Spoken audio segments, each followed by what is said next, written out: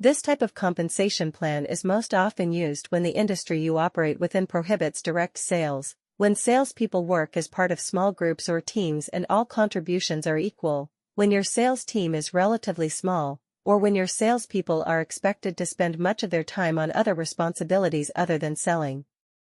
However, these plans don't tend to offer motivation to salespeople, as there are no incentives for them to work harder. Salary plus commission sales compensation plans are possibly the most common plans used today. They're structured in a way that salespeople receive a lower base salary along with commission pay that makes up the majority of the total compensation. Organizations use salary plus commission sales compensation plans when there are opportunities to support all salespeople on this structure and when there are proper metrics in place for tracking sales to ensure that the splits are fair and accurate.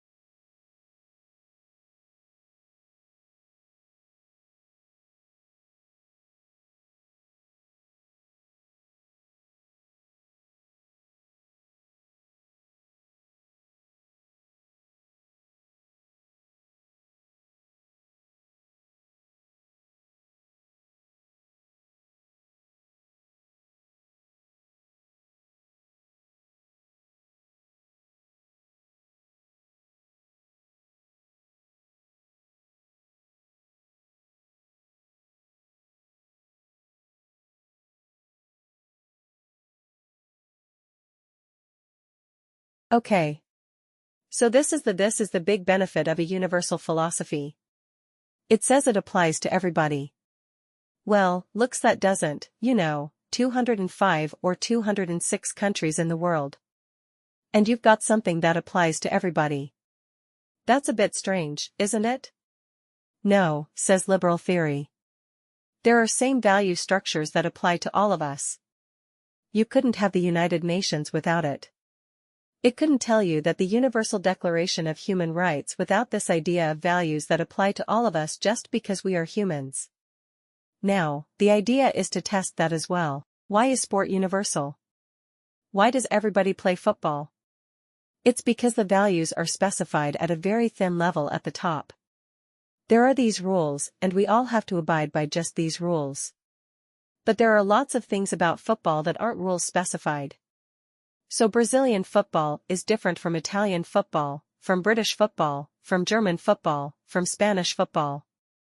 It's culturally specific, but acknowledges that there are these universal general rules to apply to everybody.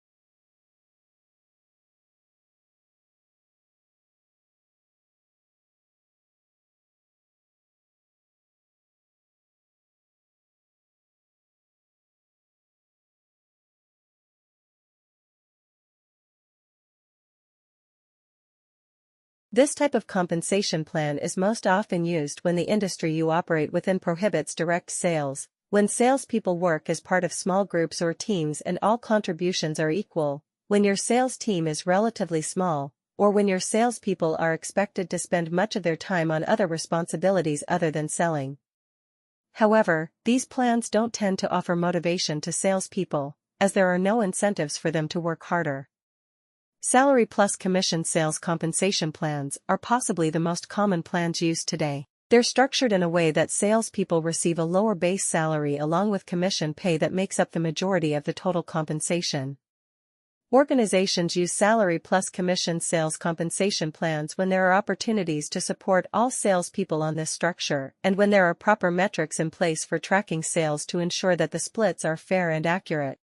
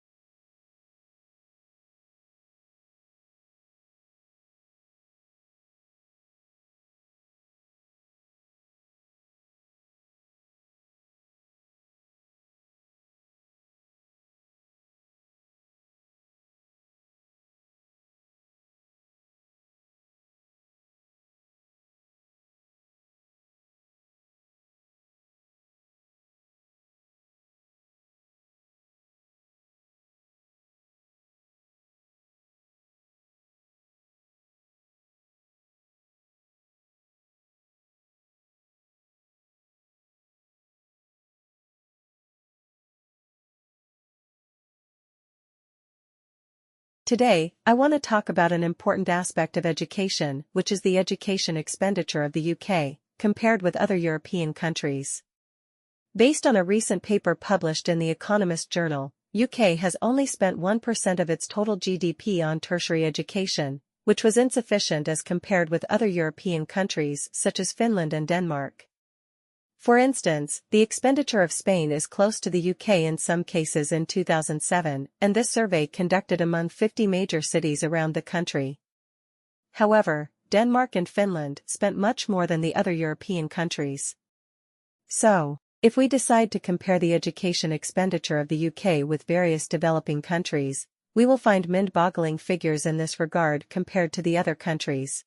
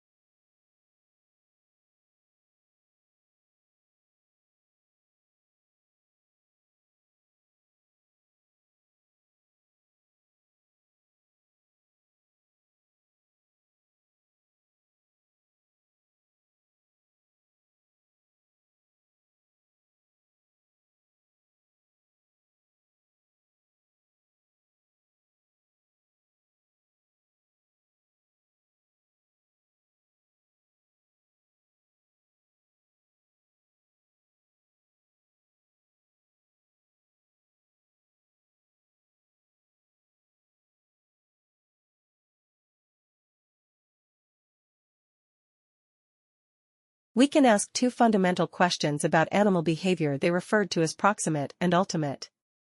Proximate questions are those concerned with the mechanisms that bring about behavior. Ultimate questions are those concerned with the evolution of behavior. We can divide the proximate and ultimate into two sub-questions. For proximate, how does behavior develop, and secondly, what causes the behavior? For ultimate, you can ask how did the behavior evolve and secondly, what is the adaptive of significance of the behavior? What's its purpose? Together, these comprise what are called Tinbergen's 4 questions about animal behavior. Nico Tinbergen was one of the founding fathers of the study of the animal behaviors.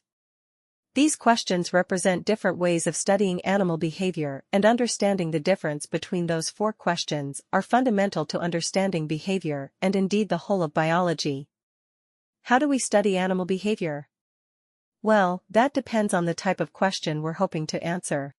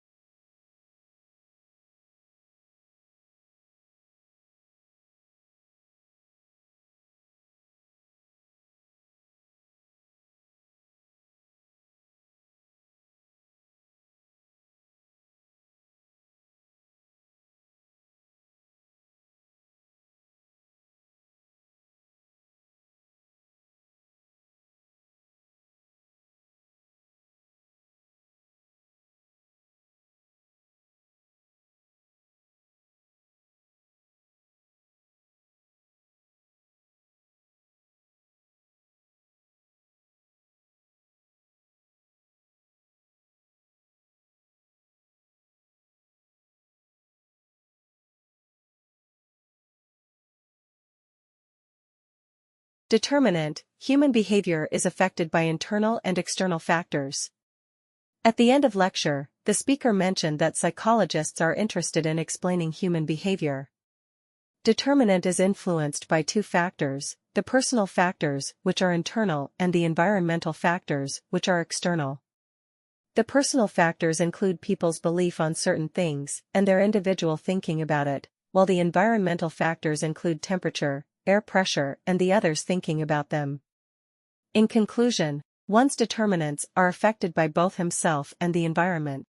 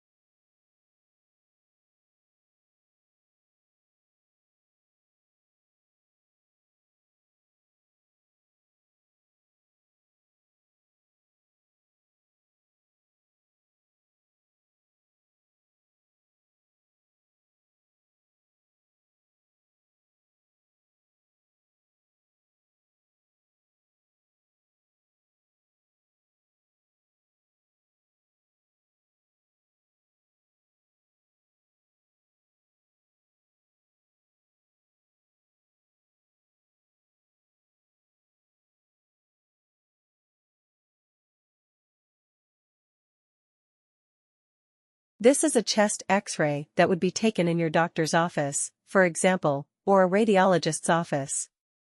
And it is a good example of biomedical engineering and that it takes a physical principle, that is how X-rays interact with the tissues of your body, and it uses that physics, that physical principle to develop a picture of what's inside your body, so to look inside and see things that you couldn't see without this device.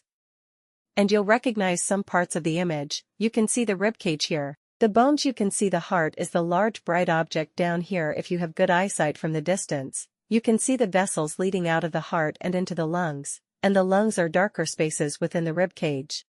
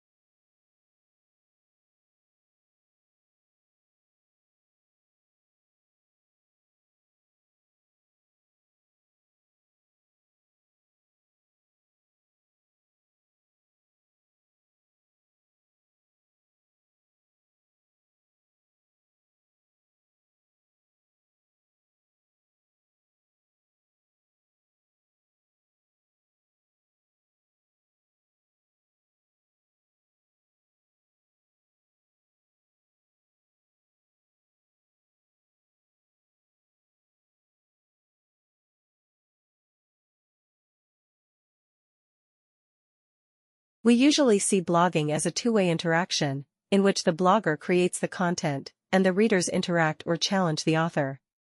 But the case will be much difficult when it comes to government, such as the White House. Because people will become coarser and write online, especially in the comment area. Hence the governor blog may go wild and chaotic. So the government will have to administrate the comment. Once the government starts administrating the comment, citizens may find the government manipulating what should be said and what should be shown, which contradicts the original intention.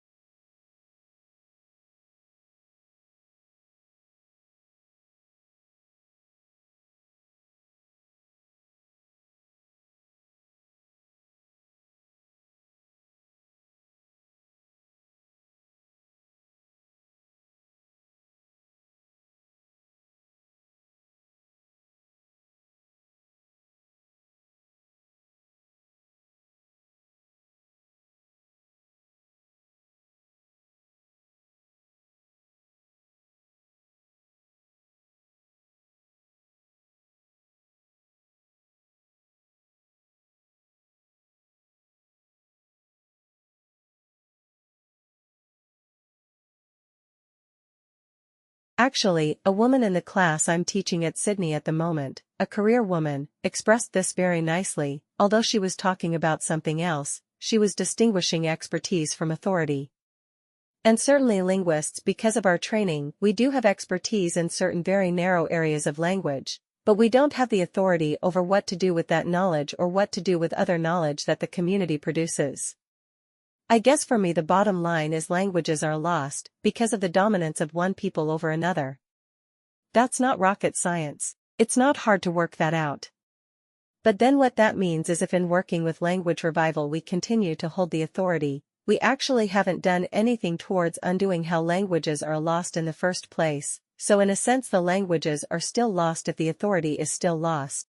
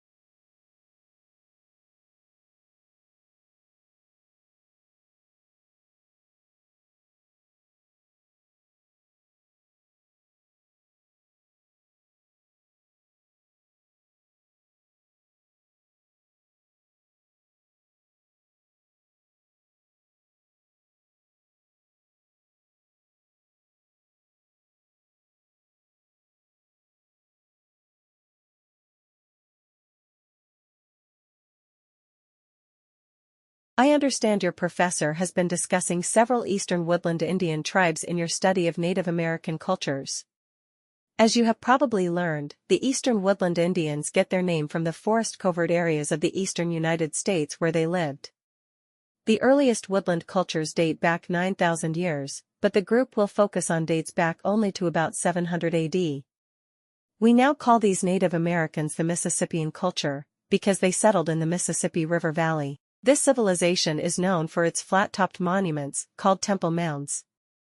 They were made of earth and used as temples and official residences.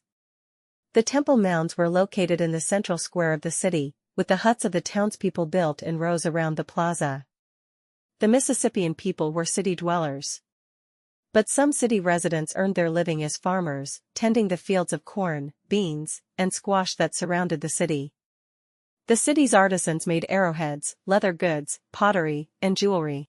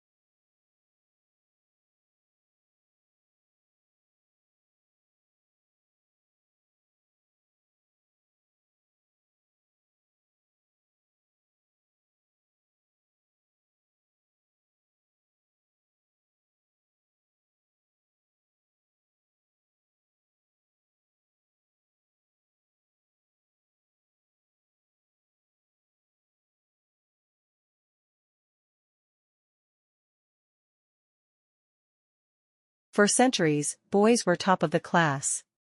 But these days, that's no longer the case. A new study by the OECD, a club of mostly rich countries, examined how 15-year-old boys and girls performed at reading, mathematics, and science. Boys still score somewhat better at maths, and in science, the genders are roughly equal.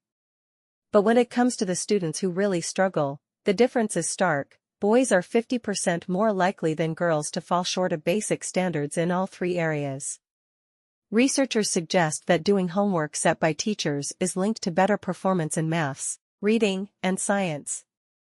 Boys, it appears, spend more of their free time in the virtual world, They are 17% more likely than girls to play collaborative online games than girls every day. They also use the internet more.